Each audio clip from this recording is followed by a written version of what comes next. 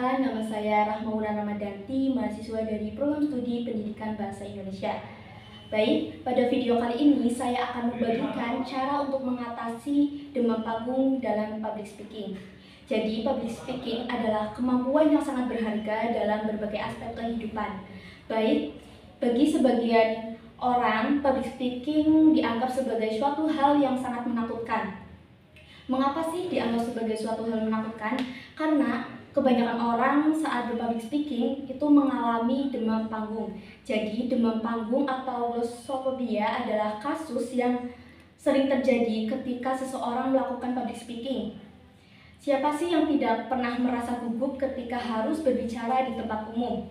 Rasanya seperti jantung berdetak lebih cepat, tangan terasa gemetar, dan sekejap semua kata-kata yang terbiasa terurai rapi dalam pikiran tiba-tiba berantakan seperti huruf-huruf yang diacak dalam sebuah kata-kata tanpa arti. Jadi rasa cemas atau rasa takut sebenarnya itu normal dialami ketika akan tampil di depan banyak orang. Misalnya saat menjadi pembicara, berpidato, bernyanyi, atau menunjukkan bakatnya. Bahkan pada sebagian orang, gejala demam panggung ini bisa saja muncul hanya dengan membayangkan dirinya tampil di depan umum. Gejala ini juga bersifat fisik maupun psikis. Dari hal yang paling sederhana saja seperti ketika kita akan mengangkat tangan untuk bertanya atau memberi pendapat saja terasa sangat berat dan tidak percaya diri. Nah, dari gejala-gejala tersebut, demam panggung itu perlu sekali diatasi agar tidak mengganggu dalam penampilan kita. Berikut ini ada beberapa tips yang bisa kita lakukan untuk mengatasi rasa takut saat tampil di depan khalayak umum. Yang pertama itu ada berlatih dan mempersiapkan diri.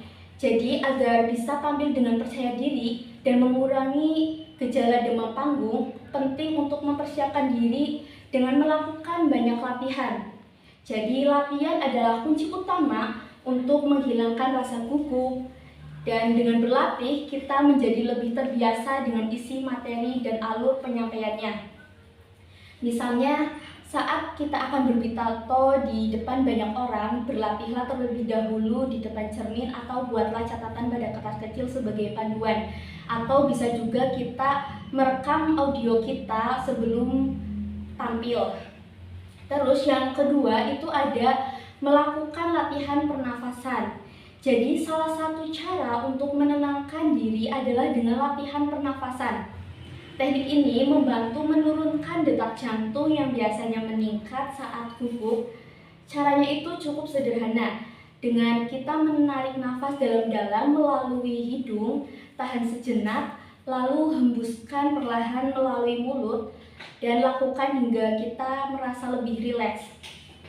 Kita juga bisa melakukan teknik ini setiap akan berbicara di depan orang banyak. Dan yang ketiga, ada memahami tema atau topik. Jadi, sangat penting untuk menguasai materi saat kamu menjadi pembicara. Pastikan kita benar-benar paham dengan apa yang ingin disampaikan agar tidak perlu menghafal di tempat. Dan penguasaan materi sangat mempengaruhi dalam kelancaran berbicara kita. Jika kita benar-benar memahami isi materi apa yang akan kita sampaikan, kita tidak perlu menghafal. Kita juga akan lebih fleksibel dalam menjelaskan dan mampu menjawab pertanyaan-pertanyaan yang muncul. Selain itu, pemahaman yang baik mungkin kita terhindar dari rasa panik ketika lupa satu bagian, karena kita tahu arah pembicaraan yang sedang kita bahas itu apa. Dan yang kelima itu ada tenang dan fokus. Dan kepanikan akan mengacaukan segalanya. Dengan bersikap tenang sebelum tampil sangat diperlukan, terutama jika ini adalah penampilan perdanamu. Fokuslah pikiran pada hal yang positif, bangun rasa percaya dirimu, dan yakinkan pada diri sendiri bahwa kamu bisa melakukan ini dengan baik. Kita cukup fokus pada apa pesan yang ingin disampaikan, bukan fokus pada ketakutan kita. Dengan kondisi yang mental yang tidak stabil, penyampaian akan terasa lebih natural dan tidak terburu-buru. Dan yang terakhir itu ada berinteraksi dengan penonton. Agar kita tidak tegang saat tampil di depan umum, Kita bisa berinteraksi dengan penonton dan menganggap penonton ini sebagai teman akrab kita. Jadi cobalah menjadi diri sendiri, dan bila ada berbicara di acara yang tidak formal, Anda bisa menyertakan dengan candaan. Dengan begitu, kita bisa mengambil segala energi positif dari penonton dan bisa membangkitkan rasa percaya diri kita.